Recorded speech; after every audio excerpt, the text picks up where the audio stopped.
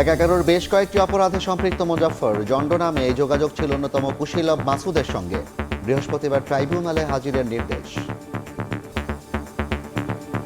সারা বাংলাদেশে যখন এই যে মানবতা বিরোধী অপরাধ সংঘটিত হচ্ছিল, তখনও এই আসামি এবং মাসুদউদ্দিন চৌধুরীর মধ্যে একটা সংশ্লিষ্টতা আমাদের তদন্ত সংস্থা ইতিমধ্যে পেয়েছে। ১/১১-র অন্যতম কুশীলব মাসুদউদ্দিন চৌধুরীর সাথে ওই জন্ড নামী ওই ফেক ব্যক্তি কথাবার্তা তারা বলেছে। এই জন্ড আর কেউ নন, তিনি হচ্ছে মেজর অবসরপ্রাপ্ত মুজাফফর হোসেন। শহীদ জিয়ার খুনি মোজাফফরের দেশি বিদেশি আশ্রয়দাতাদের খুঁজে বের করার আহ্বান বিএনপির। ৪৫ বছর কোথায় ছিল মেজর মুজাফফর? নিশ্চয়ই যারা তাকে আশ্রয় দিচ্ছেন এর আন্তর্জাতিক আশ্রয়দাতা আছে, দেশের ভিতরে আশ্রয়দাতা আছে। ১৭ বছর আওয়ামী লীগ ক্ষমতায় ছিল। দেখছিলেন প্রধান শিরোনাম। রাত ১১টার সময়ে সঙ্গে আছি আমি জাফর সাদিক। এবার অন্যান্য শীর্ষ সংবাদ। স্থানীয় নির্বাচনেও দায়িত্ব পালন করতে পারবে সেনাবাহিনী, প্রার্থী হতে পারবেন না ইপিওভুক্ত শিক্ষকরা, ইসির বৈঠকে সিদ্ধান্ত। সুপারিশ পাঠানো হবে মন্ত্রণালয়ে। সাতক্ষীরার জামায়াত এমপির ভিডিও ঘিরে বিতর্ক। দ্বিতীয় স্ত্রী দাবি করলেও চাকরির সুপারিশ করা বায়োডাটায় অবিবাহিত উল্লেখ তরুণীর। তদন্ত করে ব্যবস্থার ঘোষণা দলের। প্রধানমন্ত্রীর নির্দেশে বিমান ভাড়া ২৪,০০০ টাকা কমিয়ে হজ প্যাকেজ ঘোষণা। সরকারিতে ৫,০৫,০০০ থেকে ৬.৫ নির্ধারণ, বেসরকারিতে ৫,১৩,০০০।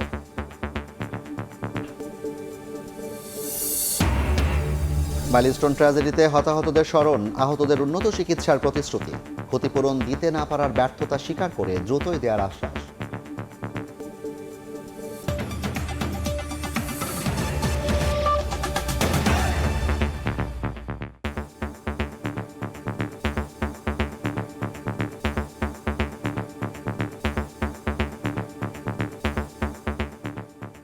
শহীদ রাষ্ট্রপতি জিয়াউর রহমান হত্যায় গ্রেফতার সাবেক সেনা কর্মকর্তা মোজাফফর হোসেন ১/১১-র বেশ কয়েকটি অপরাধের সঙ্গে সম্পৃক্ত।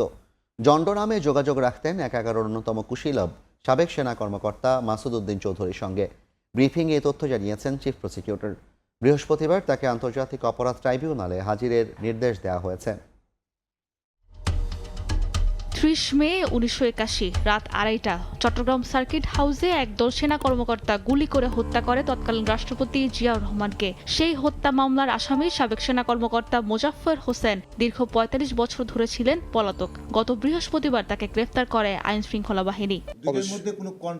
এবার মানবতা বিরোধী অপরাধের মামলায়ও বিচারের মুখোমুখি হচ্ছেন মোজাফফর হোসেন। মঙ্গলবার আন্তর্জাতিক অপরাধ ট্রাইব্যুনালে গ্রেফতার দেখানোর আবেদন করে প্রসিকিউশন। পরে ২৩ জুলাই তাকে ট্রাইব্যুনালে হাজির করার নির্দেশ দেওয়া হয়। সারা বাংলাদেশে যখন এই যে মানবতা বিরোধী অপরাধ সংঘটিত হচ্ছিল, তখনও এই আসামি এবং মাসুদউদ্দিন চৌধুরীর মধ্যে একটা সংশ্লিষ্টতা আমাদের তদন্ত সংস্থা ইতিমধ্যে পেয়েছে।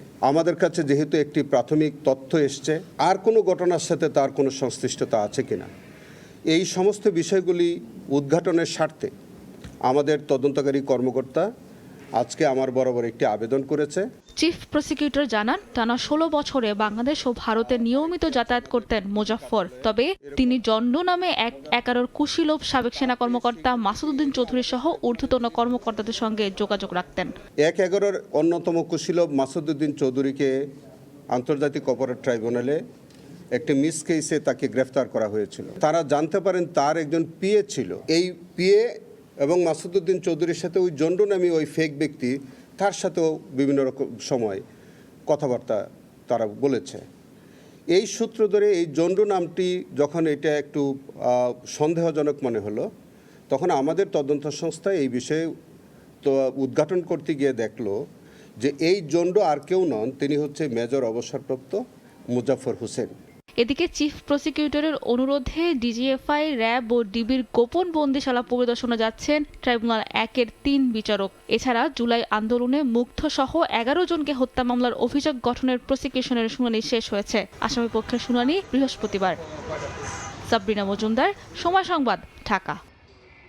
শহীদ রাষ্ট্রপতি জিয়াউর রহমানের খুনি মোজাফফর হোসেনকে এতদিন কারা আশ্রয় দিয়েছিল তা দ্রুত খতিয়ে দেখার দাবি জানিয়েছেন বিএনপির সিনিয়র যুগ্ম মহাসচিব ও প্রধানমন্ত্রীর রাজনৈতিক উপদেষ্টা রুহুল কবির রিজভী।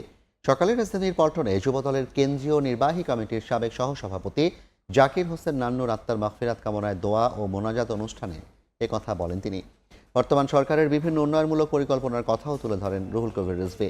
বলেন, দেশে এই মুহূর্তে চক্রান্ত চলছে, তাই নেতাকর্মী সহ দেশের সবাইকে ঐক্যবদ্ধ থাকার আহ্বান জানান তিনি। এটি আমাদের চিন্তা হলো যে আমরা সব খোঁজ খবর নিচ্ছি। প্রথমে আইসিইউতে আছে, চক্রান্ত ষড়যন্ত্র চারিদিক থেকে আসবে। ৪৫ বছর ওই লোক কোথায় ছিল? মেজর মুজাফফর কিভাবে আসতে পারলো? নিশ্চয়ই যারা তাকে আশ্রয় দিয়েছেন এর আন্তর্জাতিক আশ্রয়দাতা আছে, দেশের ভিতরে আশ্রয়দাতা আছে। ১৭ বছর আওয়ামী লীগ ক্ষমতায় ছিল। কারা? আপনারা মনে করছেন যে আজকে হয়তো আপনার কিছু নাই, কিন্তু এই নায়ের এই শূন্যতায় একদিন আপনাদেরকে নানা কিছু দিয়ে ভরিয়ে দেবে। স্থানীয় নির্বাচনেও দায়িত্ব পালন করতে পারবে সেনাবাহিনী। এমপিওভুক্ত শিক্ষক ও ঋণখেলাপিরা প্রার্থী হতে পারবেন না। নির্বাচন কমিশনের বৈঠক শেষে ব্রিফিংয়ে একথা জানান কমিশন সচিব আখতার আহমেদ। বলেন, এসব সুপারিশের বিষয়ে মন্ত্রণালয়ের সিদ্ধান্তের পর আচরণবিধি চূড়ান্ত করবে ইসি। স্থানীয় সরকার নির্বাচনের আচরণবিধির খসড়া চূড়ান্তর পর এবার স্থানীয় সরকার আইন পরিবর্তনে হাত দিয়েছে নির্বাচন কমিশন। যদিও স্থানীয় সরকার নির্বাচনের আইন পরিবর্তন, পরিমার্জন কিংবা সংশোধনের এখতিয়ার কমিশনের নেই। নির্বাচনকে প্রশ্নের ঊর্ধ্বে রাখতে স্থানীয় সরকার আইন পরিবর্তনে কিছু প্রস্তাবনা সহ বিভিন্ন বিষয় নিয়ে কমিশনের ১২তম সভা অনুষ্ঠিত হয়। বৈঠক শেষে নির্বাচন কমিশন সচিব সংবাদ সম্মেলনে জানান, আইন প্রয়োগকারীর সংজ্ঞায় সশস্ত্র বাহিনীকে যুক্ত করতে চায় ইসি। ঋণখেলাপি ও বন্ধকদাতার বিষয়েও কঠোর হওয়া সহ দ্বৈত নাগরিকত্ব থাকলে এবং এমপিওভুক্ত শিক্ষকদের নির্বাচনে অংশ নেওয়ার সুযোগ না রাখতেও সুপারিশ করা হয়েছে।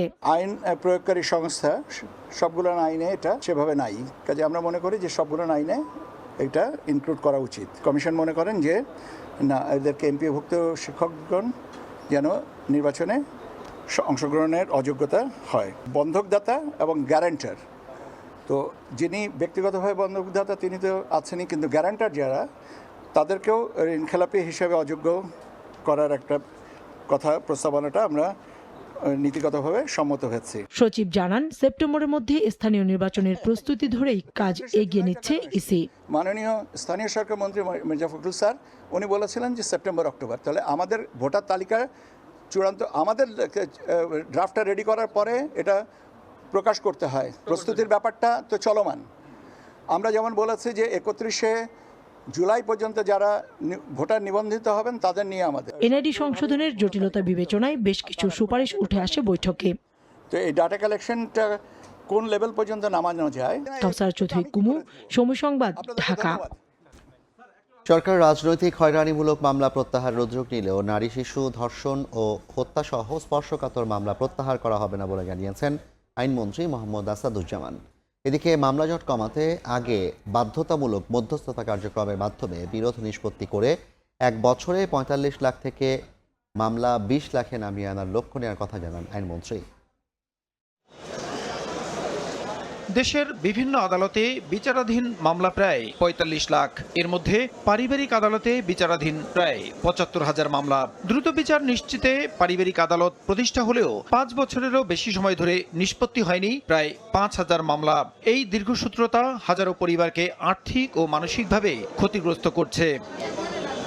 এ অবস্থায় মামলা জট কমিয়ে বিচার প্রার্থীদের ভোগান্তি লাঘবে নির্দিষ্ট কিছু আইনের ক্ষেত্রে মামলা দায়েরের আগে লিগ্যাল এইডের আওতায় বাধ্যতামূলক মধ্যস্থতা কার্যক্রম চালু করে সরকার। পারিবারিক বিরোধ, পিতামাতার ভরণপোষণ ও যৌতুক সহ ৯টি আইনের বিরোধে আদালতে মামলার আগে পারস্পরিক সমঝোতার মাধ্যমে বিরোধ নিষ্পত্তির ব্যবস্থা করতে হবে। গত বছর সেপ্টেম্বরে ২০ জেলায় চালু হওয়া এই কার্যক্রমের সাফল্যের পর নতুন করে পঞ্চগড়, টাঙ্গাইল সহ ১০ জেলায় এ কার্যক্রমের উদ্বোধন করেন আইনমন্ত্রী মোহাম্মদ আসাদুজ্জামান। বলেন, মধ্যস্থতা কার্যক্রমের মাধ্যমে ১ বছরের মধ্যে মামলা জট কমিয়ে আনা সম্ভব। আদালতগুলোকে অনুরোধ করব, মামলার বিচার প্রক্রিয়ায় যে প্রাথমিক স্টেজে যখন দেখবেন যে এই মামলা নেগোসিয়েশন করা সম্ভব, দুই পক্ষের আইনজীবীদের মাধ্যমে অথবা আমাদের জেলা লিগ্যাল এইডের আওতায় যে মিডিয়েটর আছে তাদের কাছে বিষয়টি রেফার করেন। পোস্ট ফাইলিং কেসগুলো যদি এখানে মিডিয়েট করতে পারে তাহলে আমরা বিশ্বাস করি আগামী 1 বছরে 4.5 মিলিয়ন যে মামলা আছে বলছি পেন্ডিং, সেটা আমরা 2 মিলিয়নে কমিয়ে আনতে পারবো। রাজনৈতিক হয়রানিমূলক মামলা প্রত্যাহারে সরকার উদ্যোগ নিলেও নারী শিশু ধর্ষণ ও হত্যা মামলা প্রত্যাহার করা হবে না বলে প্রশ্নের জবাবে জানান আইনমন্ত্রী।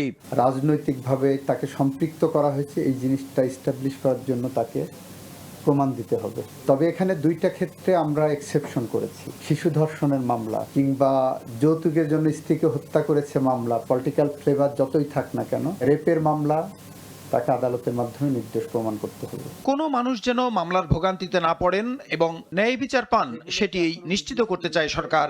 ফরমালি প্রসূন আশিস, সময় সংবাদ, ঢাকা। মাইলস্টোনের ঘটনায় আহতদের অনেকে বয়ে বেড়াচ্ছেন সেই ভয়াবহ দুর্ঘটনার ক্ষত। আহতদের আরও উন্নত চিকিৎসা লাগলে সরকার তা নিশ্চিত করবে বলে জানিয়েছেন স্বাস্থ্যমন্ত্রী। আর এই দুর্ঘটনা থেকে দেওয়া অভিজ্ঞতা চিকিৎসকদের যে কোনো জাতীয় দুর্যোগ মোকাবিলায় সাহস যোগাবে বলে মন্তব্য করেছেন জিয়াউর রহমান ফাউন্ডেশনের vice president doctor Zubaida Rahman. Sharina Jahan Saira এবং সাইবা জাহান সাইমা যমজ 2 বোন একই সঙ্গে একই ক্লাসে পড়ে উত্তরার মাইলস্টোন স্কুলে। 2025 সালের 21 জুলাই উত্তরার মাইলস্টোন স্কুলে যুদ্ধবিমান বিধ্বস্ত হওয়ার পর আগুনে পুড়ে যায় 2 বোন। 1 বছর ধরে চলা চিকিৎসার পর এখনো তাদের বয়ে বেড়াতে হচ্ছে সেই ক্ষত আর ব্যথা। কবে তারা স্বাভাবিক জীবনে ফিরতে পারবে সেটিও অজানা। বাস্ট হওয়ার পরে যে তুল ছিল প্লাস অন্যান্য আদার্স যেগুলো ওদের গায়ে আসি মানে পড়ছে, পড়ার পরে ওদের পুরো ড্রেস আগুন ধরে গেছে। আগুন ধরার কারণে ওরা আর দৌড়াদৌড়ি করতেছিল, পুরো আগুন শরীর এবং ব্যাগে পুড়ে গেছে। মঙ্গলবার জাতীয় বার্ন ইনস্টিটিউটে মাইলস্টোন ট্র্যাজেডির স্মরণ সভার আয়োজন করেন চিকিৎসকরা। আহত শিক্ষার্থী, শিক্ষক, নিহত স্বজনরা স্মৃতিচারণ করেন সেদিনের বিভীষিকার। আমাকে আইসিইউতে কেন আনলে? এখানে তো তোমার অনেক টাকা খরচ হবে। আমি বলেছিলাম সমস্ত খরচ সরকার বহন করতেছে। আমি এমন একটা সন্তান হারিয়েছি যে এই কষ্টের মাঝে শুয়ে শুয়েও আমার কথা চিন্তা করেছে, আমাদের কথা চিন্তা করেছে। দুর্ঘটনার পর সে সময় দেশের চিকিৎসকদের পাশাপাশি যুক্ত হন যুক্তরাজ্য, সিঙ্গাপুর, চীন ও ভারত থেকে আসা বিশেষজ্ঞ চিকিৎসক দল। তাদের পক্ষ থেকে বক্তব্য রাখেন 4 দেশের রাষ্ট্রদূত। এই ইনস্টিটিউটের যা স্টাফ আছে, কেউ সময় ওরা কি দিন দেখিনি, রাত দেখিনি, আর পুরো যাভাবে মানুষের প্রাণটা বাঁচতে পারে ওইটাই করেছে উনি। স্বাস্থ্যমন্ত্রী বলেন, মাইলস্টোনের ঘটনায় আহতদের আরো উন্নত চিকিৎসা লাগলে সেটি সরকারের পক্ষ থেকে দেওয়া হবে। আমাদের ডাক্তাররা নিষ্ঠার সাথে বার্ন ইউনিটে কাজ করে যাচ্ছেন। এরপরেও যদি আরো কিছু উন্নততর চিকিৎসারও প্রয়োজন হয়, আমাদের সরকার, আমরা পিছিয়ে থাকবো না। We must extend our hands of cooperation to help this affected persons of babies. স্মরণ সভায় জিয়াউর রহমান ফাউন্ডেশনের vice president doctor Zubaida Rahman বলেন, এই দুর্ঘটনা থেকে নেওয়া অভিজ্ঞতা চিকিৎসকদের যে কোনো জাতীয় দুর্যোগ মোকাবেলায় সাহস যোগাবে। এই অভিজ্ঞতা আপনাদের সকলের প্রাণে, মনে যে দৃঢ়তার জন্ম দিয়েছে, পরবর্তীতে জীবনের যে কোনো সংকটময় মুহূর্তে সাহস দিবে এগিয়ে যাওয়ার, সাহস দিবে শ্রেষ্ঠত্ব অর্জনের, অনুপ্রেরণা দেবে অন্যের দুঃখের সাথী হওয়ার, বিপদে সাহায্যের হাত বাড়ানোর। 21 জুলাই দিনটিকে বার্ন অ্যাওয়ারনেস ডে হিসেবে পালনের আহ্বান জানিয়েছেন চিকিৎসকেরা। হাসান ওয়ালি, সময় সংবাদ, ঢাকা। মাইলস্টোনে বিমান দুর্ঘটনায় ক্ষতিগ্রস্ত পরিবারগুলোকে এখনও ক্ষতিপূরণ দিতে না পারা সরকারের ব্যর্থতা বলে স্বীকার করেছেন প্রধানমন্ত্রীর তথ্য উপদেষ্টা ডক্টর জাহিদুর রহমান। সচিবালয় সাপ্তাহিক ব্রিফিংয়ে তিনি জানান, প্রধানমন্ত্রীর সঙ্গে আলোচনা করে শিগগিরই ক্ষতিপূরণ দেওয়া হবে। দুর্ভাগ্যজনক যে একটা বর্ষপূর্তিতে এসে আমাদেরকে স্মরণ করতে হচ্ছে এই পরিবারগুলো ক্ষতিপূরণ পায়নি। আমাদেরও দায়িত্বে আসার 5 মাস হয়ে গেছে, এটা আমাদেরও খানিকটা ব্যর্থতা। নিশ্চয়ই ঘোষিত ক্ষতিপূরণ যেন পরিবারগুলোর কাছে পৌঁছে সেই ব্যাপারে অবশ্যই সরকার কাজ করবে, এটা আমি কনফার্ম করছি। প্রধানমন্ত্রীর নির্দেশে বিমান ভাড়া 24,000 টাকা কমিয়ে 2027 সালের হজ প্যাকেজ ঘোষণা করেছে সরকার। সরকারি ব্যবস্থাপনায় সর্বনিম্ন হজ প্যাকেজের মূল্য নির্ধারণ করা হয়েছে 5,05,648 টাকা। অপর প্যাকেজ 6,15,263 টাকা নির্ধারণ করা হয়েছে। এছাড়া বেসরকারি ব্যবস্থাপনায় সাধারণ প্যাকেজের খরচ বাড়বে 5,13,648 টাকা। মুদ্রা বিনিময় হার বেড়ে যাওয়া, খাবার এবং সার্ভিস চার্জ প্যাকেজে যুক্ত হওয়ায় সার্বিক প্যাকেজ মূল্য কিছুটা বেড়েছে বলে জানান ধর্মমন্ত্রী। 2027 সালে হজ পালনের জন্য চলতি বছরের 1 জুলাই থেকেই প্রাথমিক নিবন্ধন শুরু হয়, আর নিবন্ধন শেষ হবে আগামী 24 সেপ্টেম্বর। এবার বাংলাদেশ থেকে প্রায় 1 লাখ মুসল্লি হজ পালনের সুযোগ পাবেন। আলহামদুলিল্লাহ। মঙ্গলবার সচিবালয়ে ধর্ম মন্ত্রণালয়ে সংবাদ সম্মেলনে আগামী হজ মৌসুমের জন্য হজের নতুন প্যাকেজ ঘোষণা করে ধর্মমন্ত্রী বলেন, সরকারি ব্যবস্থাপনায় 2টি প্যাকেজের মধ্যে সর্বনিম্ন হজ প্যাকেজের মূল্য নির্ধারণ করা হয়েছে 5,05,648 টাকা। অপর প্যাকেজ 6,15,263 টাকা নির্ধারণ করা হয়েছে। এছাড়া হজ এজেন্সির মাধ্যমে বেসরকারিভাবে হজ প্যাকেজের মূল্য ধরা হয়েছে 5,13,648 টাকা। হজ প্যাকেজ একে, এই প্যাকেজে হজযাত্রীদের মক্কায় হারাম শরীফের বহির চত্বর হতে প্রায় 1000 থেকে 1400 মিটারের মধ্যে এবং মদিনায় মার্কাজি এরিয়ার আবাসন সুবিধা দেওয়া হবে এবং মিনা আরফায় সার্ভিস প্যাকেজ 3 ক্যাটাগরির সার্ভিস সহ মোয়াল্লাম কর্তৃক খাবার সরবরাহ করা হবে। হজ প্যাকেজ 2, এই প্যাকেজে হজযাত্রীদের মক্কায় হোটেল হারাম শরীফের বহির চত্বর হতে 2 থেকে 3 কিলোমিটারের মধ্যে হবে। মদিনায় মার্কাজি এলাকার বাইরে মসজিদ নববী হতে 800 মিটারের মধ্যে আবাসনের ব্যবস্থা করা হবে। এদিকে হজযাত্রীদের বিমান ভাড়া 1,54,000 টাকা থেকে কমিয়ে এবার 1,30,000 টাকা নির্ধারণ করা হয়েছে। তবে সৌদি রিয়ালের মুদ্রা বিনিময় হার বেড়ে যাওয়া এবং খাবার ও সার্ভিস চার্জ প্যাকেজে যুক্ত হওয়ায় সার্বিক প্যাকেজ মূল্য কিছুটা বেড়েছে বলে জানান মন্ত্রী। 2027 সালে হজে মাননীয় প্রধানমন্ত্রী ব্যক্তিগত উদ্যোগে বিমান ভাড়া কমিয়ে 1,30,000 টাকা করা হয়। সৌদি রিয়াল আগে যেভাবে বাংলা টাকা যত কমে পাওয়া যেত, এখন কিন্তু তার বেশি দিতে হয়। ভবিষ্যতে আরও বেশি দিতে হতে পারে, ওটা তো আমাদের হাতে নয়, এটা ইন্টারন্যাশনাল। আর প্রতিটা খরচ কিন্তু বেড়ে যাচ্ছে সৌদি পর্যায়ে। চাঁদ দেখা সাপেক্ষে আগামী বছরের 15 মে পবিত্র হজ অনুষ্ঠিত হতে পারে। এর আগে হজ ফ্লাইট শুরু হবে 8 এপ্রিল থেকে। ভিসার আবেদন করতে পারবেন। প্রসূন আশিস, সময় সংবাদ, ঢাকা। সাবেক আইজিপি বেনজির আহমেদকে ফেরত পাঠাতে কিছু বিষয়ে ব্যাখ্যা চেয়ে দুদককে দেয়া দুবাই পুলিশের চিঠির জবাব 2-1 দিনের মধ্যে পাঠানো হবে বলে জানিয়েছেন সংস্থাটির মুখপাত্র আখতারুল ইসলাম। তিনি জানান, অবৈধ সম্পদ অর্জন সহ সব মামলার প্রয়োজনীয় নথি পাঠানোর প্রস্তুতি চলছে। অবজ্ঞা করা দুঃসাহস দেখায় তারা আহম্মক। গেল জুন মাসের মাঝামাঝি সময়ে পলাতক সাবেক আইজিপি বেনজির আহমেদকে ইন্টারপোলের মাধ্যমে গ্রেফতার করে দুবাই পুলিশ। এর পরপরই এই আসামিকে দেশে ফেরাতে তোড়জোড় শুরু করে দুদক। মাত্র 2 দিনের ব্যবধানে সমস্ত নথিপত্র প্রস্তুত করে প্রত্যর্পণপত্র পাঠায় সংস্থাটি। চিঠির জবাবে 1 মাস পর বেনজিরকে ফেরত পাঠাতে নীতিগত সম্মতি দিয়ে মামলাসহ কিছু বিষয়ে ব্যাখ্যা তলব করে সম্প্রতি বাংলাদেশকে চিঠি দেয় দুবাই পুলিশ। চিঠি হাতে পেয়ে নথিসহ জবাব প্রস্তুত করতে শুরু করেছে দুদক। দুবাই পুলিশ বাংলাদেশ সরকারের মাধ্যমে স্বরাষ্ট্র হয়ে দুদকে এসেছে। তো দুদকের মামলার সংশ্লিষ্ট যে বিষয়গুলো জানতে চেয়েছেন দুদকের তদন্ত কর্মকর্তা, সেই বিষয়গুলোই মূলত ক্লিয়ার করে হয়তো 2-1 দিনের মধ্যে আবার পাঠাবেন। বেনজিরের বিরুদ্ধে পাসপোর্ট জালিয়াতি সহ অঢেল সম্পদ অর্জনের অভিযোগে 6টি মামলা করে দুদক। সাবেক আইজিপি বেনজির আহমেদের বিরুদ্ধে দুর্নীতি দমন কমিশন এ পর্যন্ত 6টা মামলা হয়েছে। 6টা মামলার মধ্যে একটা মামলার চার্জশিট দেওয়া হয়েছে। জ্ঞাত আয় বহির্ভূত সম্পদ অর্জনের মামলায় তার বিরুদ্ধে চার্জশিট দেওয়া হয়েছে। এর মধ্যে 74 কোটি টাকার অবৈধ সম্পদ অর্জনের মামলায় বিচার কাজ শুরু হয়েছে। তাসলিম তৌহিদ, সময় সংবাদ, ঢাকা। এবার বাণিজ্যের সংবাদ।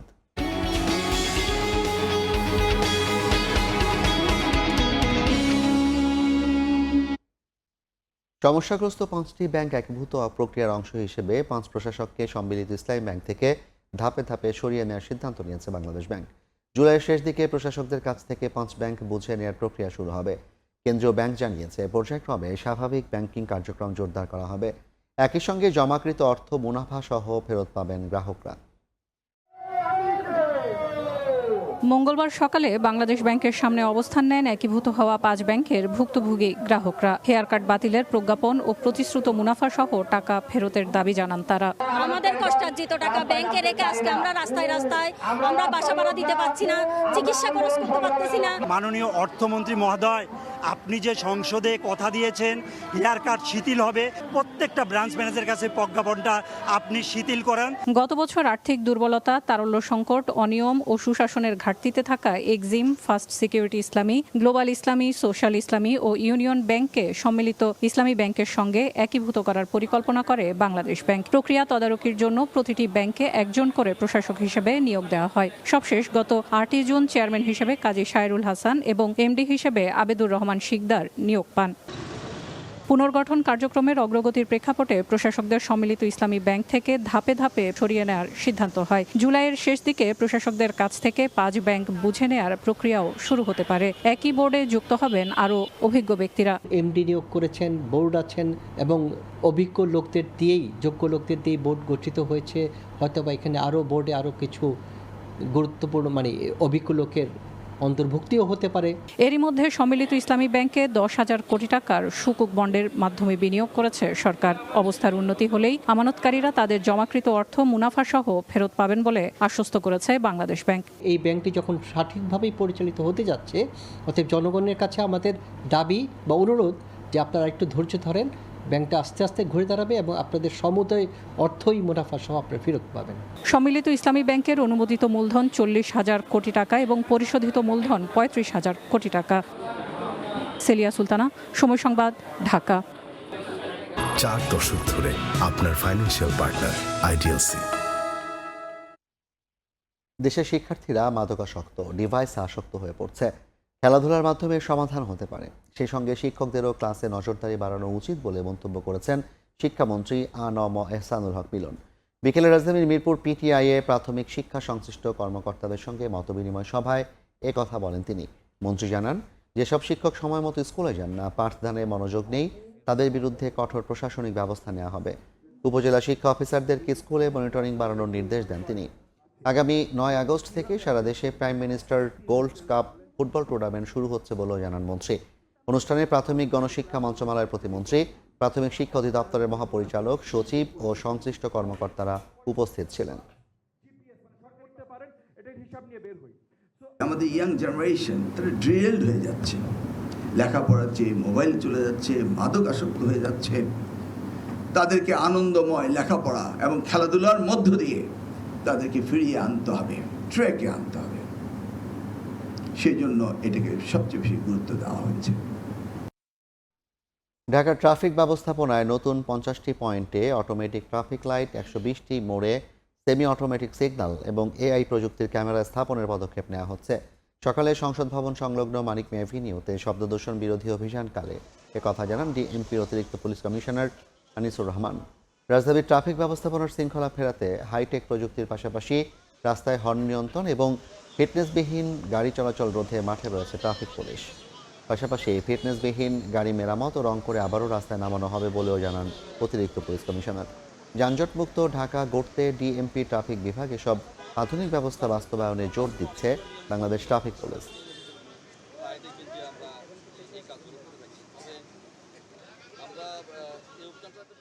ফিটনেসের ব্যাপারে যেই গাড়িগুলো দেওয়া হচ্ছে সেই গাড়িগুলোর অবস্থা অত্যন্ত খারাপ, সেগুলোর ব্যাপারে আমাদের অভিযানটা চলছে। মেয়াদ উত্তীর্ণ হয় না, অর্থাৎ লাইফ টাইম রয়েছে, আগলি লুকিং, এই গাড়িগুলো ধরে ধরে আমরা এখন পাঠাচ্ছি ডাম্পিংয়ে। এআই ক্যামেরা কাজ করছে এবং আমরা কিছুদিনের মধ্যে যে প্ল্যাগ অ্যান্ড প্লে, যেই ক্যামেরাগুলো দিয়ে আমরা অতি দ্রুত বিভিন্ন জায়গায় যে ট্রাফিক ভায়োলেশন হচ্ছে সেটাকে আমরা শনাক্ত করতে পারবো। নতুন প্রজন্মকে মুক্তিযুদ্ধের চেতনা ধারণ করার আহ্বান জানিয়ে স্বাস্থ্যমন্ত্রী বলেছেন, মুক্তিযুদ্ধের চেতনা হারিয়ে গেলে জাতি বড় ক্ষতির মুখে পড়বে। রাজধানীর শাহবাগে বাংলাদেশ মেডিকেল বিশ্ববিদ্যালয়ের সাবেক শিক্ষক, বীর মুক্তিযোদ্ধা ও বিএনপি চেয়ারপারসনের সাবেক উপদেষ্টা অধ্যাপক ডক্টর মোহাম্মদ আব্দুল কুদ্দুসের স্মরণ সভায় কথা বলেন স্বাস্থ্যমন্ত্রী। সরকারের 31 দফা বাস্তবায়নে চিকিৎসক সহ সংশ্লিষ্ট সবাইকে সহযোগিতার আহ্বান জানিয়ে তিনি বলেন, পেশাগত দায়িত্ব পালনের পাশাপাশি মুক্তিযোদ্ধাদের অবদান স্মরণ রাখতে হবে। অনুষ্ঠানে সমাজ কল্যাণ এবং মহিলা ও শিশু বিষয়ক মন্ত্রী অধ্যাপক ডক্টর AZM জাহিদ হোসেন বলেন, দায়িত্ব গ্রহণের 6 মাসে সরকার নির্বাচনী প্রতিশ্রুতি বাস্তবায়নের চেষ্টা করেছে। মুক্তিযুদ্ধকে যদি অবজ্ঞা করেন, সেই স্বাধীনতার সৈনিক কুদ্দুস সাহেবদের যদি আপনারা স্মরণে না রাখেন, একদিন হারিয়ে যাবে মুক্তিযুদ্ধের চেতনা, থাকবে না আপনাদের স্বাধীনতা, থাকবে না আপনাদের গর্ব।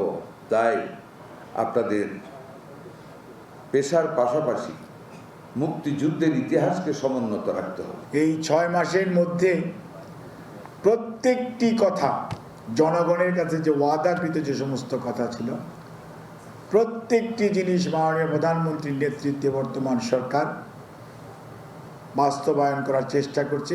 এখন পর্যন্ত বাংলাদেশ মুদ্রাস্ফীতি বলেন গ্র্যাজুয়ালি কমছে, আস্তে আস্তে স্টেবিলিটি আসছে। এই ছিল রাত 11টার সময় সংবাদের সঙ্গে থাকবেন আলিশা ইসলাম। ধন্যবাদ জাফর। সময় সংবাদ নিয়ে থাকছি আমি আলিশা ইসলাম। রাজধানীতে সক্রিয় দুর্ধর্ষ মোটরসাইকেল চোর চক্র। এরা বিভিন্ন মার্কেট, শপিং মল সহ জনবহুল এলাকায় ওঁত পেতে থাকে। মোটরসাইকেল রেখে কেউ চলে গেলে 1 থেকে 2 মিনিটের মধ্যেই মাস্টার কি দিয়ে খুলে নিয়ে পালায়, এরপর বিক্রি করে দেয় ঢাকার বাইরে। জেলা পর্যায়ে চক্রের সদস্য পাঞ্চিং মেশিনে ভুয়া নম্বর বসায়, পরে বিআরটি এর অসাধু কর্মকর্তাদের যোগসাজশে কাগজ বানিয়ে বিক্রি করে। ঢাকা, কুমিল্লায়, ময়মনসিংহ ও নেত্রকোনায় অভিযান চালিয়ে এই চক্রের 8 সদস্যকে গ্রেফতারের পর 20টি চোরাই বাইক উদ্ধার করেছে ভাটারা থানা পুলিশ।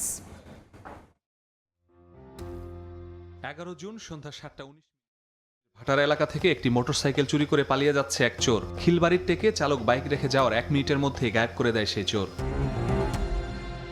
সিসিটিভি ফুটেজ দেখে শনাক্ত করা হয় সেই চোরকে। অভিযান চালিয়ে গ্রেফতার করা হয় তাকে। তার তথ্যে গ্রেফতার হয় চক্রের মূল হোতা মোহাম্মদ রিপন। কুমিল্লার নাঙ্গলকোটে রিপনের তথ্যে অভিযান করতে গিয়ে উদ্ধার করা হয় 9টি মোটরসাইকেল, গ্রেফতার করা হয় আরও 2 জনকে।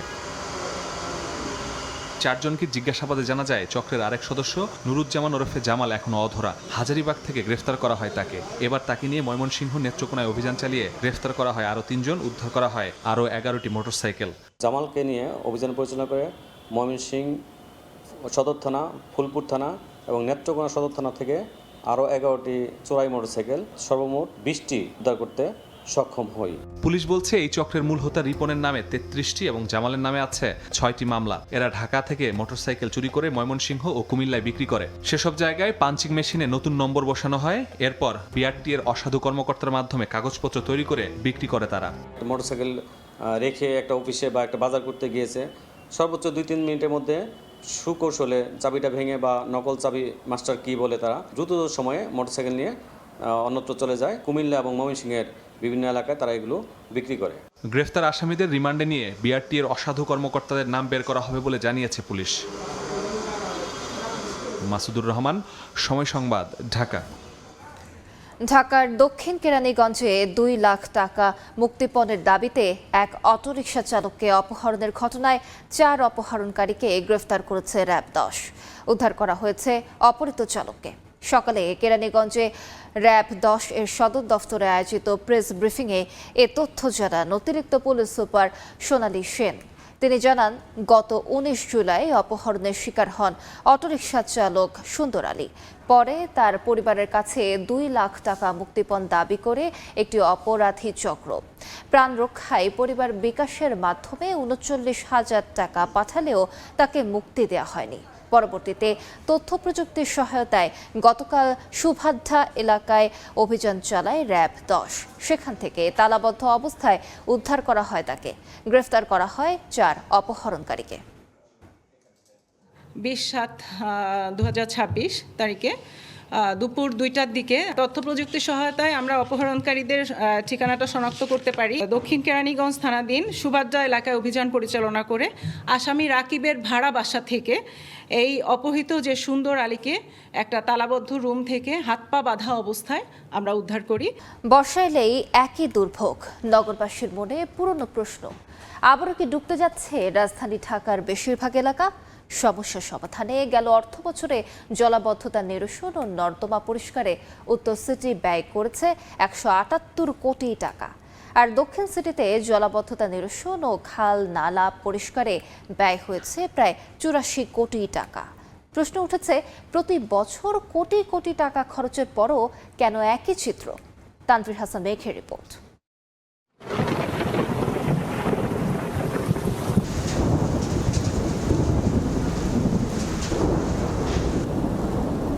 যে শহর একসময় পানিকেই পথ দেখাতো, সেই শহর এখন সামান্য বৃষ্টিতেই পথহারা। বলছি বুড়িগঙ্গার তীরে গড়ে ওঠা রাজধানীর ঢাকার নিয়তির কথা। কয়েক ঘন্টার বৃষ্টিতে অলিগলি থেকে প্রধান সড়ক সবই পানির নিচে। প্রতি বর্ষায় একই দৃশ্য, একই দুর্ভোগ, একই আলোচনা। নগরবাসীর মনে পুরনো প্রশ্ন, কেন ডুবে যায় তিলোত্তমা এই নগরী?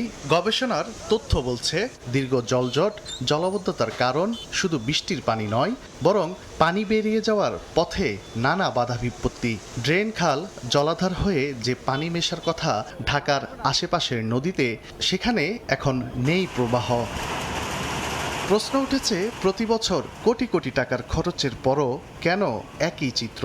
বৃষ্টির সময় দেখা গেছে সিটি কর্পোরেশনের যেই ভাঙাচোরা কাজটি শুরু করে, দেখা গেছে রাস্তাঘাটটা ভাঙা থাকলে তখনই ময়লা টলা ওই ভাঙা ঢাকে চলে যায়, চলে গেলে তখন এই সমস্যাটা তৈরি হয়। সরকার এটা বাজেট দিলেও সিটি কর্পোরেশন থেকে এটার অনেক গাফিলতি আছে এটার ব্যাপারে। এসি রুমের যেই প্ল্যানটা, সেই প্ল্যানটা অনেক এসি রুমের মতোই হয়। যতক্ষণ পর্যন্ত ইমপ্লিমেন্টেশন হবে না ততক্ষণ পর্যন্ত এরকম আমরা আশার বাণী শুনবো, প্রত্যেক বর্ষাতে আমরা গালাগালি করব।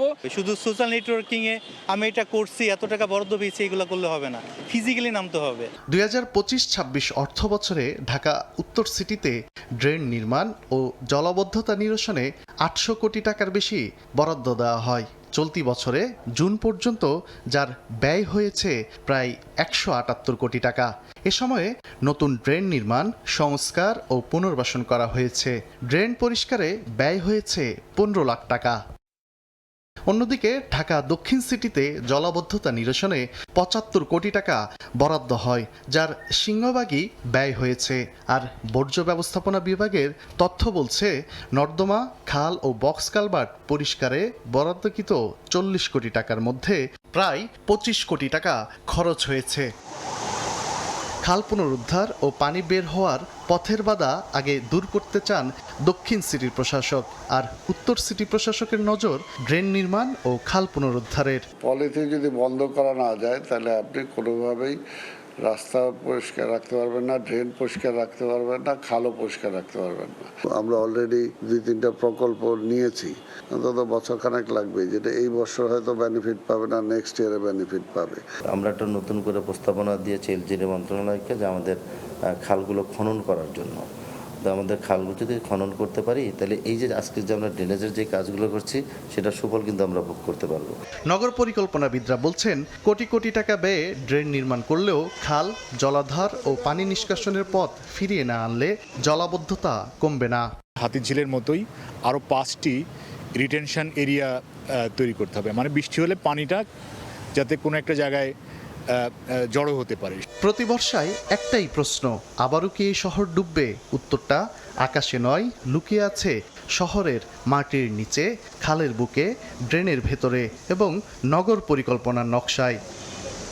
তানভীর হাসান মেঘ, সময় সংবাদ, ঢাকা। টাঙ্গাইলে যমুনা নদীর পানি বাড়ায় নদী রক্ষা বাঁধে দেখা দিয়েছে ভাঙন। বিলীন হচ্ছে বসতভিটা সহ বিভিন্ন স্থাপনা। পাহাড়ি ঢলে শেরপুরে লোহার সেতু ভেঙে পড়ায় যোগাযোগ বিচ্ছিন্ন 8টি গ্রাম। টানা বৃষ্টি আর পাহাড়ি ঢলে তিস্তার পানি ওঠানামা করছে। নেত্রকোনায় স্পষ্ট হচ্ছে ক্ষয়ক্ষতির চিহ্ন।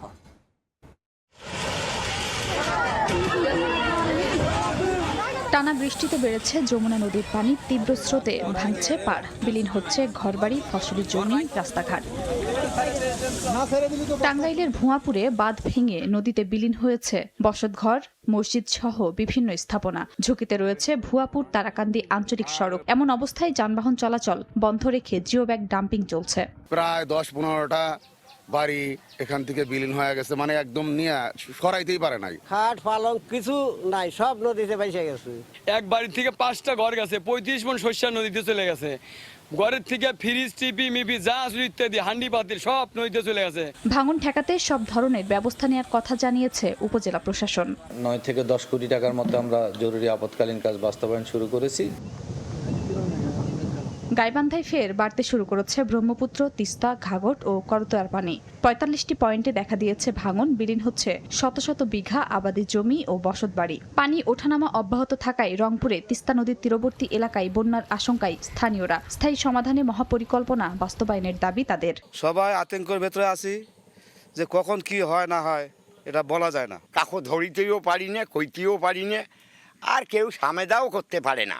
শত বিঘা জমিন ভাঙি গেছে, নদীর সাথে বিলীন হয়ে গেছে। বাড়ি ঘর দুয়ার ভাঙি গেছে, এখানে 10 বিঘা ধরনের জমি এবং 20 বিঘা জমি এখানে ভাঙি গেছে, পাট কাটা লাগছে, ছাগল গরু ভাসি গেছে। আমাদের যেটুকু আমার জমা জমি আছে সব ভাঙে যাচ্ছে, আমরা কি করি খামো।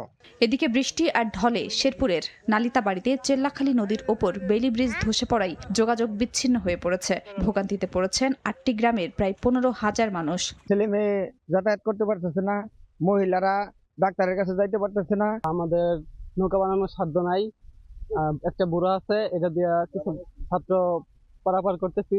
নেত্রকোনার কলমাকান্দায় পাহাড়ি ঢল কমায় স্পষ্ট হচ্ছে ক্ষতচিহ্ন। আংশিক ভেঙে গেছে শিক্ষা প্রতিষ্ঠান, ভেসে গেছে ঘেরের মাছ। খাদিজা স্বপ্না, সময় সংবাদ।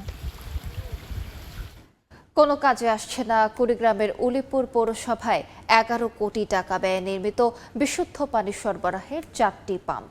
পৌরবাসীর অভিযোগ, নির্মাণের 3 বছর পেরিয়ে গেলেও সুপেয় পানি পাচ্ছেন না তারা। বিভিন্ন উপায়ে সংগ্রহ করা পানির ওপর নির্ভর করতে হচ্ছে তাদের। এদিকে গ্রাহক সংখ্যা পূরণ না হওয়ায় পাম্প চালু না করার অজুহাত জনস্বাস্থ্য প্রকৌশল দফতরের। বাদশাহ সৈকতের তথ্য ও জামিন মিয়ার ছবিতে রিপোর্ট। পাম্প হাউসের পাশে বসানো হয়েছে গভীর নলকূপ, দেয়া হয়েছে বিদ্যুৎ সংযোগও, কিন্তু বছরের পর বছর সেই পাম্প হাউস ও বাউন্ডারি দেয়ালের গেটে ঝুলিয়ে রাখা হয়েছে তালা।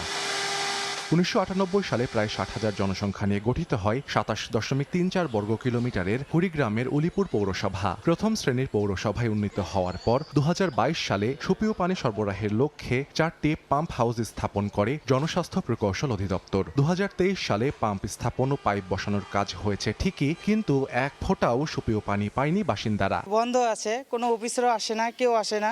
প্রকল্পের মাধ্যমে বিশুদ্ধ পানি সরবরাহের জন্য নির্ধারিত গ্রাহক সংখ্যা পূরণ হলেই পাম্প ঘরগুলো চালু করার কথা জানায় জনস্বাস্থ্য প্রকৌশল অধিদপ্তর।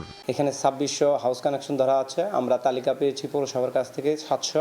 বাকি তালিকা পেলে আমরা কাজটা সম্পন্ন করে দিতে পারবো। প্রকল্পের আওতায় প্রায় 3 কোটি টাকা ব্যয়ে 4টি গভীর নলকূপ এবং পাম্প হাউস নির্মাণ করা হয়, আর প্রায় 8 কোটি টাকা ব্যয়ে 33 কিলোমিটার পাইপলাইন স্থাপন করা হয়। সময় সংবাদ, কুড়িগ্রাম। বিশেষ চাহিদা সম্পন্ন শিশুদের নিয়ে কাজ করা প্রতিষ্ঠানগুলোকে করমুক্ত করার জন্য এনবিআর-এর কাছে সুপারিশ করার আশ্বাস দিয়েছেন তথ্য ও সম্প্রচার মন্ত্রী জহিরুদ্দিন স্বপন। সন্ধ্যায় রাজধানীর গুলশান ক্লাবে বিশেষ চাহিদা সম্পন্ন শিশুদের নিয়ে কাজ করা তরি ফাউন্ডেশনের প্রতিষ্ঠাবার্ষিকীর অনুষ্ঠানে কথা বলেন তিনি। এ সময় সমাজের বিশেষ শিশুদের জন্য সকলকে এগিয়ে আসার আহ্বান জানান মন্ত্রী। বলেন, রাজধানীর বাইরে বসবাসকারী এ ধরনের শিশুরা বিশেষ সুবিধা পাওয়া থেকে বঞ্চিত হচ্ছে।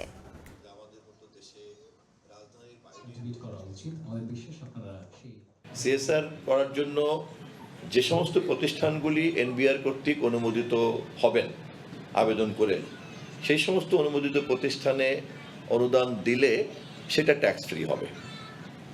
হ্যাঁ, কিছুটা অভিযোগ আছে যে এই তালিকাবদ্ধ হওয়ার জন্য যখন আবেদন করা হয় তখন এনবিআর একতরফাভাবে দেখা যায় যে না করে বা ইয়েস করে। তো আমি এক্ষেত্রে দায়িত্ব নিতে পারি। ট্রাভেল এজেন্সি খাতকে আরও স্বচ্ছ, জবাবদিহিমূলক ও সদস্য বান্ধব সংগঠন হিসেবে গড়ে তোলার অঙ্গীকার করেছে আটাপ গণতান্ত্রিক ঐক্যজোট। আসন্ন আটাপ নির্বাচনকে সামনে রেখে রাজধানীর পুলিশ কনভেনশন হলে আয়োজিত মতবিনিময় সভায় নিজেদের নির্বাচনী অঙ্গীকার তুলে ধরেন জোটের নেতারা। বলেন, ট্রাভেল এজেন্সি খাতের ব্যবসায়ীদের স্বার্থ রক্ষা, সুশাসন নিশ্চিত, ডিজিটাল সেবা সম্প্রসারণ এবং সদস্যদের অধিকার প্রতিষ্ঠায় কাজ করবেন তারা।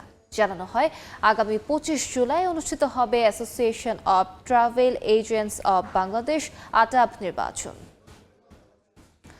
বিদ্যুৎ বিল নিয়ে চরম ভোগান্তির পাশাপাশি অতিরিক্ত অর্থ ব্যয়ে অনেকটাই নাজেহাল ঠাকুরগাঁওয়ের নেসকোর গ্রাহকরা। তাদের অভিযোগ, মিটারের রিডিং না দেখে বিল করার কারণে বাড়তি ইউনিটের বোঝা টানতে হচ্ছে তাদের। রুবেল ইসলামের ছবিতে জিয়াউর রহমান বকুলের রিপোর্ট। বিদ্যুৎ বিক্রয় ও বিতরণ বিভাগ নেসকোর দেয়া সংযোগে ঠাকুরগাঁয়ের বেশিরভাগ গ্রাহক গুনছেন অতিরিক্ত অর্থ। বিদ্যুৎ বিলের সঙ্গে অতিরিক্ত ভ্যাট ও ডিমান্ড চার্জ পরিশোধ করতে হয় গ্রাহককে। এরপরেও ইউনিট প্রতি গুনতে হচ্ছে অতিরিক্ত অর্থ। গ্রাহকদের অভিযোগ, মিটারে ইউনিটের সংখ্যা কম থাকলেও মিটার না দেখে কয়েক গুণ বাড়িয়ে ভুতুরে বিদ্যুৎ বিলের কাগজ ধরিয়ে দেয় কর্তৃপক্ষ। এতে প্রতিনিয়ত অতিরিক্ত অর্থ ব্যয়ের পাশাপাশি নানাভাবে হয়রানির শিকার হতে হচ্ছে তাদের। তারা একটা আনুমানিক বিল করতেছে, কোনো মাসে হয়তো বিল আসছে, ওইটার উপরে আনুমানিক একটা বিল করে দিয়ে চলে যাচ্ছে, আসে মিটারও তারা অনেক সময় ঠিক মতো দেখে না। বিদ্যুৎ অফিসে গেলে তাদেরকে কমপ্লেন করতে গেলে অফিসে গিয়ে যদি সরাসরি কথা বলা যায়, এগুলো নিয়ে তারা অতটা কর্ণপাত দেয় না, তারা কোনো এটার প্রতি কোনো গুরুত্বই দেয় না, সবাই ব্যস্ততা দেখায়। বিলগুলো সঠিকভাবে মিটারগুলো চেক করে না প্রতি মাসে, এইভাবেই বিল করে যাচ্ছে এরা। ব্যবহার 100 করি, গরমের সময় দেখা যাচ্ছে যে 200 মিটার করে ধাপে ফেলে উচ্চ রেটে তা আমাদের গ্রাহকদের সেই বিল পরিশোধ করতে হয়। রিডিংটা ঠিক করে দেখে কত ইউনিট হয়েছে, এটা সঠিকভাবে নিয়ে গেলে আমাদের জন্য ভালো হয়, তাহলে আমাদের পারফেক্ট বিলটা আসবে। অভিযোগ স্বীকার করে ব্যবস্থা নেওয়ার গতানুগতিক আশ্বাস কর্তৃপক্ষের। আমরা এলাকায় রিকভার করার চেষ্টা করতেছি, আমার আন্তরিকতা আছে, যারা আসতেছে আমি ওটা সলভ করে দিচ্ছি। প্রতি 1000-500 জনের একটু সমস্যা হবে, আমি কারেকশন করে দিই। নেসকোর তথ্য মতে প্রতিষ্ঠানটির আওতায় পৌর এলাকা সহ সদর উপজেলার 5টি ইউনিয়নে বিদ্যুৎ সরবরাহ করা হচ্ছে, যার মোট গ্রাহক সংখ্যা প্রায় 47,000। এর বিপরীতে মিটার রিডার রয়েছেন 29 জন। জিয়াউর রহমান বকুল, সময় সংবাদ, ঠাকুরগাঁও। ভারতের প্রধানমন্ত্রী নরেন্দ্র মোদীর বাসভবনের সামনে থেকে রাহুল গান্ধী, প্রিয়াঙ্কা গান্ধী ও অখিলেশ যাদব সহ বেশ কয়েকজনকে আটক করেছে পুলিশ। শিক্ষার্থীদের ওপর লাঠিচার্জের প্রতিবাদে মোদীর পদত্যাগ দাবিতে তার বাসভবনের সামনে বিক্ষোভ করছিলেন তারা। এদিকে আজও যন্তর মন্তরে অবস্থান কর্মসূচি পালন করছে ককরোচ জনতা পার্টি। বিক্ষোভের মুখে প্রশ্নপত্র ফাঁসের সঙ্গে জড়িতদের বিরুদ্ধে কঠোর ব্যবস্থা নেওয়ার নির্দেশ দিয়েছেন প্রধানমন্ত্রী।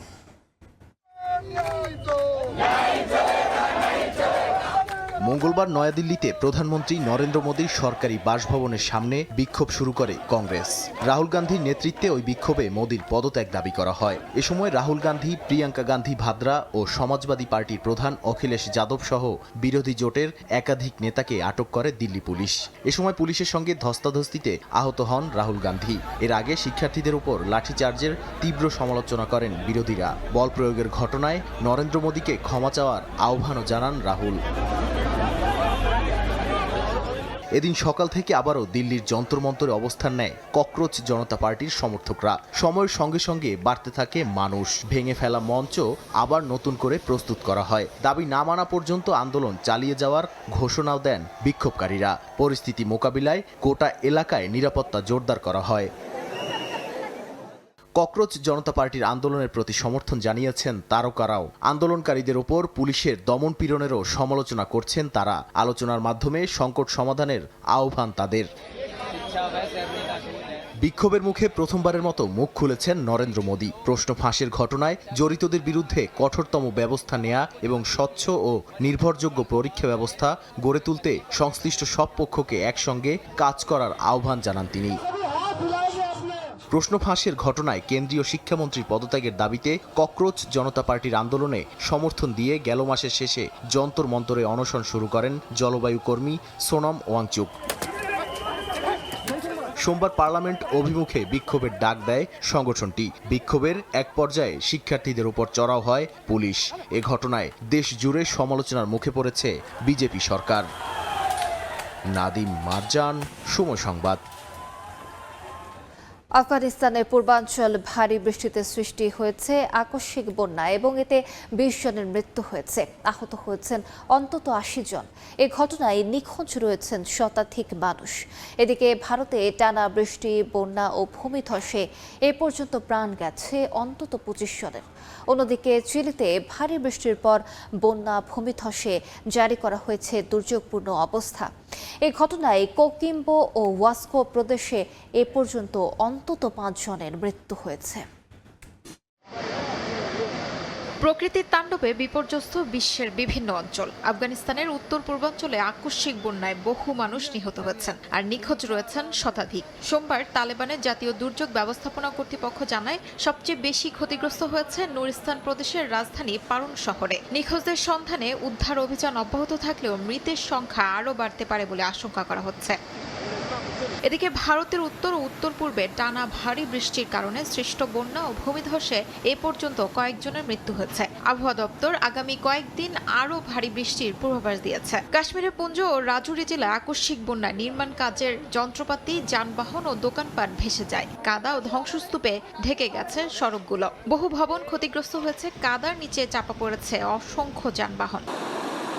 অন্যদিকে চিলির কোকিম্বো ও হুয়াস্কো প্রদেশে টানা ভারী বৃষ্টিতে সৃষ্ট বন্যা ও ভূমিধসের পর দুর্যোগপূর্ণ অবস্থা ঘোষণা করেছে সরকার।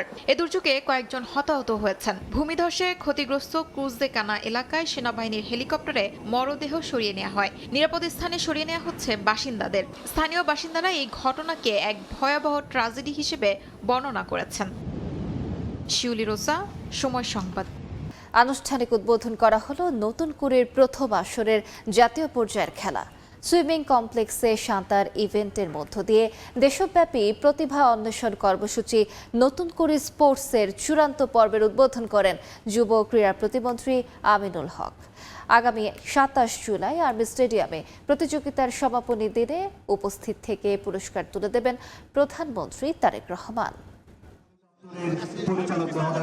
দেশের ক্রীড়াঙ্গনে ভবিষ্যতের তারকা খুঁজে বের করার আরেকটি অধ্যায়ের সূচনা।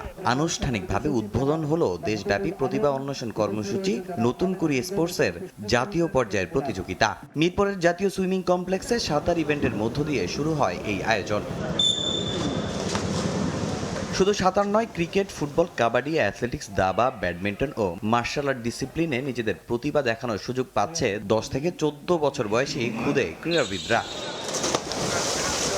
আগামী 27 জুলাই বাংলাদেশ আর্মি স্টেডিয়ামে অনুষ্ঠিত হবে প্রতিযোগিতার সমাপনী অনুষ্ঠান। সেখানে উপস্থিত থেকে পুরস্কার বিতরণ করবেন প্রধানমন্ত্রী তারেক রহমান। আর সব ডিসিপ্লিনের সেরা খেলোয়াড়দের দায়িত্ব নেবে সরকার। তৃণমূল থেকে প্রতিভা অন্বেষণের মাধ্যমে তাদেরকে আমরা আমাদের যে বিকেএসপি রয়েছে সেখানে বিকেএসপিতে তাদের ভর্তি করিয়ে তাদের পড়াশোনা, খেলাধুলার সকল দায় দায়িত্ব আমরা সরকার বহন করব। এইভাবে আমরা একটি দীর্ঘমেয়াদী পরিকল্পনা নিয়ে আমাদের নতুন করে স্পোর্টস কার্যক্রম শুরু হয়েছে। কোনো প্রকার স্বজনপ্রীতি হওয়ার কোনো সুযোগ নাই। যদি হয় আমাদের কাছে, যদি আমার কাছে আসে, তার বিরুদ্ধে তাৎক্ষণিকভাবে ব্যবস্থা নিই। এদিকে এই উদ্যোগে প্রশংসা পেল জেলা ও বিভাগীয় পর্যায়ের ক্রীড়া সংস্থাগুলো। কার্যক্রম নিয়ে প্রশ্নের মুখে ক্রীড়া মন্ত্রণালয়। অনেক জেলায় এখনো কোনো কমিটি নেই, ফলে স্থবির হয়ে আছে কার্যক্রম। তবে আবারও দ্রুত সমস্যা সমাধানের আশ্বাস দিলেন প্রতিমন্ত্রী।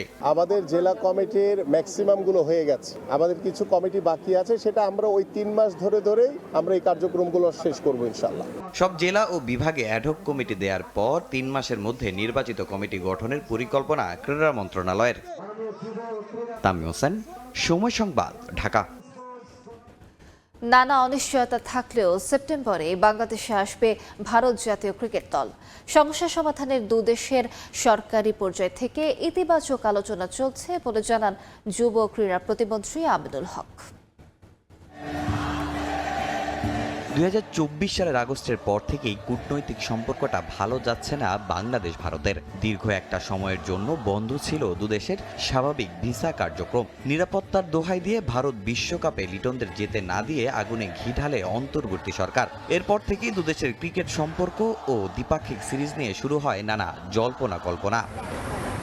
আইসিসির সংশোধিত এফটিপি অনুসারে গত বছরে বাংলাদেশে আসার কথা ছিল ভারতের, কিন্তু বিসিসিআইয়ের কারণে সেটা পিছিয়ে আসে এবছরের সেপ্টেম্বরে। বিসিবি সভাপতি তামিম ইকবাল ক্রিকবাজকে দেয়া সাক্ষাৎকারে জানিয়েছিলেন সফর নিয়ে ইতিবাচক আলোচনা এগোচ্ছে, কিন্তু সময় যত ঘনিয়ে আসছে ততই বাড়ছে অনিশ্চয়তা। তবে আশার বার্তা দিলেন যুব ও ক্রীড়া প্রতিমন্ত্রী আমিনুল হক।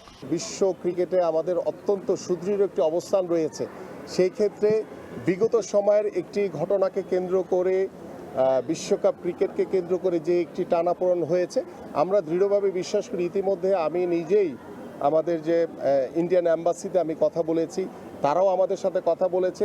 তারা সবাই ওয়েট করছে যে সেপ্টেম্বরে ভারত বাংলাদেশে আসবে। আসার পরে বিগত সময় যে ছোট্ট একটি যে ঘটনাকে কেন্দ্র করে যেই একটি টানাপোড়েন হয়েছিল, আমি মনে করি সেটাকে কাটিয়ে উঠে ইনশাল্লাহ আমরা সুন্দরভাবে পার্শ্ববর্তী সকল দেশের সাথে আমাদের যে স্পোর্টস ডিপ্লোমেসি, আমাদের যে যোগাযোগ চলাচল সবকিছুই খুব স্বাভাবিকভাবে সেটা চলমান থাকবে ইনশাল্লাহ। ভারতের এই সফরের গুরুত্ব শুধু একটা দ্বিপাক্ষিক সিরিজে সীমাবদ্ধ নয়। 2027 ওয়ানডে এশিয়া কাপের আয়োজক বাংলাদেশ। এসিসির পরিকল্পনা অনুযায়ী 18 জুন থেকে 4 জুলাই হবে এশিয়ার শ্রেষ্ঠত্বের লড়াই। তাই ভারতের এই সফর সফলভাবে হলে 2027 এশিয়া কাপকে ঘিরেও কেটে যাবে শঙ্কা। দুই দেশের ক্রিকেট সম্পর্ক স্বাভাবিক থাকলে আয়োজক হিসেবে বিসিবির প্রস্তুতি ও পরিকল্পনাও এগিয়ে নেওয়া সহজ হবে। তবে সফরটি যদি শেষ পর্যন্ত না হয় তাহলে আবারও এশিয়া কাপের ভেন্যু বা হাইব্রিড মডেল নিয়ে আলোচনা সামনে আসতে পারে। সেক্ষেত্রে শুধু মাঠের ক্রিকেট নয়, সম্প্রচার সত্য, স্পন্সরশিপ এবং বাণিজ্যিক পরিকল্পনাতেও বড় প্রভাব পড়বে। এবারের এই সফরে বাংলাদেশের বিপক্ষে ভারতের 3টি করে ওয়ানডে ও টি-20 খেলার কথা রয়েছে। তামিম হোসেন, সময় সংবাদ, ঢাকা। বাংলাদেশের বিপক্ষে 2 ম্যাচের টেস্ট সিরিজের জন্য 13 সদস্যের দল ঘোষণা অস্ট্রেলিয়ার। টাইগারদের সামলাতে শক্তিশালী ব্যাটিং ও বোলিং লাইন আপ নিয়ে দল সাজিয়েছে অচিরা। ইনজুরি কাটিয়ে ফিরেছেন অধিনায়ক Pat Cummins, pacer Josh Hazlewood ও অভিজ্ঞ স্পিনার নাথান লায়ন। আইসিসি বিশ্ব টেস্ট চ্যাম্পিয়নশিপের গুরুত্বপূর্ণ সিরিজে এই ক্রিকেটারদের পেয়ে উচ্ছ্বসিত দলটি। দীর্ঘ 23 বছর পর অস্ট্রেলিয়ার মাটিতে টেস্ট খেলবে বাংলাদেশ। 2 ম্যাচের সিরিজটি আইসিসি বিশ্ব টেস্ট চ্যাম্পিয়নশিপের অন্তর্ভুক্ত হওয়ায় টাইগারদের বিপক্ষে শক্তিশালী দলই গঠন করেছে ক্রিকেট অস্ট্রেলিয়া। ইনজুরির জন্য গত জানুয়ারিতে অ্যাশেজের সিডনি টেস্ট থেকে ছিটকে যান প্যাট কামিন্স, জশ হ্যাজেলউড ও নাথান লায়ন। তবে বাংলাদেশের বিপক্ষে গুরুত্বপূর্ণ সিরিজেই ফিরছেন তারা। এই ক্রিকেটারদের দলে পেয়ে উচ্ছ্বসিত প্রধান নির্বাচক জর্জ বেইলি। প্যাট, জস ও নাথানের ফেরায় আমরা খুবই আনন্দিত। গত কয়েক মাস ধরে তারা স্পোর্টস সায়েন্স ও মেডিকেল দলের সঙ্গে কঠোর পরিশ্রম করেছে যাতে তারা চোট কাটিয়ে মাঠে ফিরতে পারে। এদিকে বছরের শুরুতে অবসর নেওয়া ওসমান খাজার শূন্যতা পূরণে হিমশিম খেতে হচ্ছে অজিদের। সঙ্গে সামলাতে হবে নাহিদ রানা, তাসকিনদের গতি। তাই শক্ত ব্যাটিং লাইন আপ নিয়ে সাজানো হয়েছে স্কোয়াড। আছেন Travis Head, Josh Inglis, Steven Smith, Marnus Labuschagne এবং জ্যাক ওয়েদারাল্ড। এছাড়াও দলে ডাক পেয়েছেন Scott Boland, allrounder Cameron Green ও বি ওয়েবস্টার। এদিকে অ্যাশেজ সিরিজ থেকে বাদ পড়েছেন মাইকেল নেসার, টড মার্ফি ও বেভন জ্যাকব। যদিও দলের প্রয়োজনে 13 সদস্যের দলটিতে আসতে পারে পরিবর্তন। এটা 13 সদস্যের দল হলেও প্রয়োজনে পরবর্তীর জন্য আরও কয়েকজন ক্রিকেটার প্রস্তুত রয়েছে। আগামী 12 মাস ব্যস্ত সূচির কারণে সব সংস্করণেই অনেক খেলোয়াড় সুযোগ পাবে। আইসিসি বিশ্ব টেস্ট চ্যাম্পিয়নশিপের প্রথম টেস্টটি শুরু 13 আগস্ট ডারউইনে। সর্বশেষ 2003 সালে এই মাঠেই টেস্ট খেলেছিল টাইগাররা। এরপর 22 আগস্ট থেকে ম্যাকাইয়ে হবে দ্বিতীয় ও শেষ টেস্ট। সেই ম্যাচ দিয়েই অস্ট্রেলিয়ার 12তম টেস্ট ভেন্যু হিসেবে আত্মপ্রকাশ ঘটবে মাঠটির। রাফি আমিন, সময় সংবাদ। বীরের বেশে নিজ দেশে ফিরলেন ফিফা বিশ্বকাপের চ্যাম্পিয়ন স্পেন জাতীয় ফুটবল দলের খেলোয়াড়রা। শিরোপা জয়ের উচ্ছ্বাসে লাল হলুদে রঙিন হয়ে ওঠে মাদ্রিদ। দেশের বিভিন্ন স্থান থেকে প্রায় 20 লাখ মানুষ এ বিজয় যাত্রায় যোগ দেন। স্পেনের রাজপ্রাসাদে বিশ্ব চ্যাম্পিয়নদের স্বাগত জানায় রাজপরিবার। প্রধানমন্ত্রী পেদ্রো সানচেজের মনক্লোয়া প্রাসাদেও সংবর্ধনা দেওয়া হয়।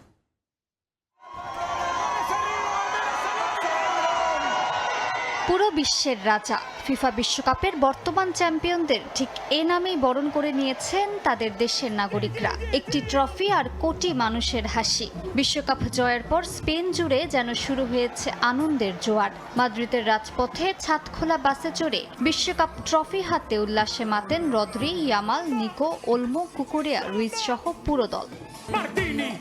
সরকারি হিসাবে প্রায় 20 লাখ মানুষ মাদ্রিদের রাস্তায় ভিড় করেন বিশ্ব চ্যাম্পিয়নদের এক নজর দেখতে। লাল হলুদ পতাকা আর স্পেনের জার্সিতে ছেয়ে যায় পুরো শহর। বার্সেলোনা, ভ্যালেন্সিয়া, সেভিয়া সহ দেশের বিভিন্ন প্রান্ত থেকে ট্রেন করে ছুটে আসেন সমর্থকরা।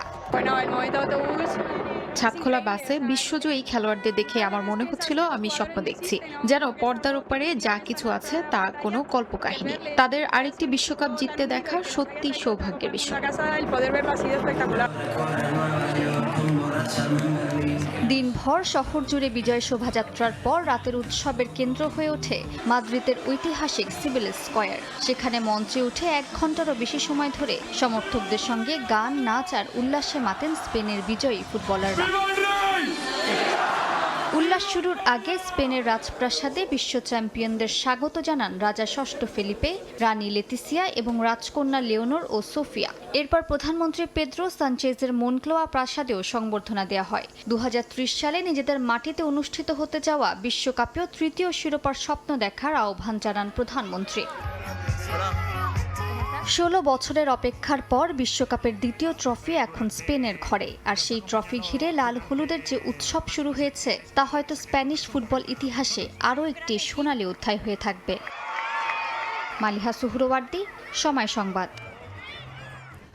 ব্যাক টু ব্যাক বিশ্বকাপ জিততে না পারার আক্ষেপ নিয়ে দেশে ফিরেছে আর্জেন্টিনা।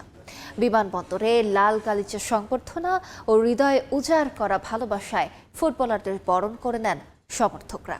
প্রচণ্ড বৃষ্টি ও তীব্র ঠান্ডা উপেক্ষা করে ফুটবলারদের সংবর্ধনা অনুষ্ঠানে আসেন লাখো সমর্থক।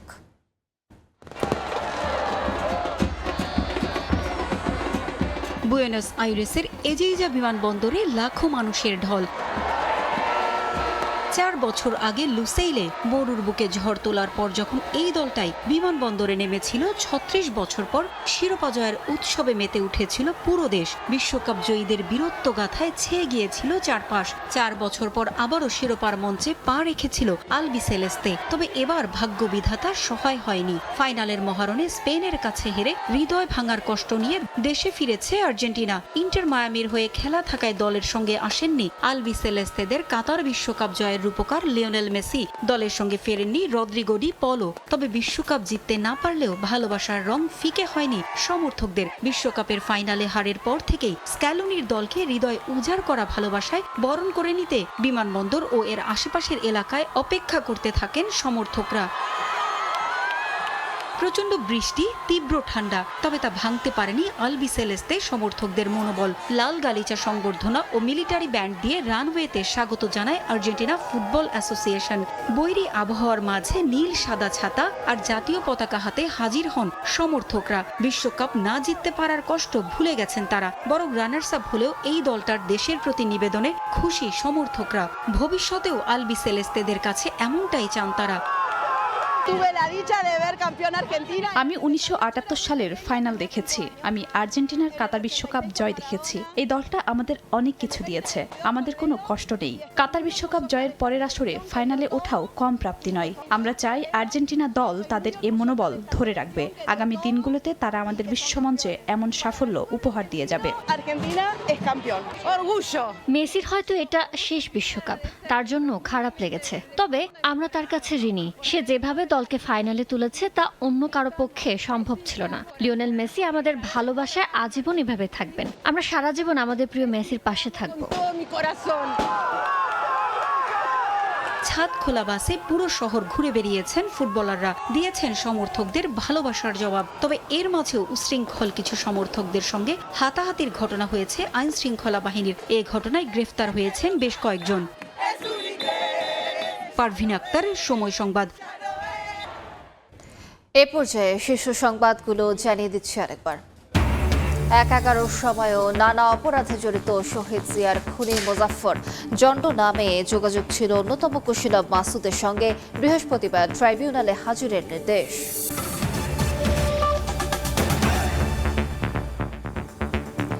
এই ছিল সময় সংবাদে। এরপর প্রবাসী সবাই নিয়ে আসছি কিছুক্ষণ পর। সঙ্গে থাকুন সময়।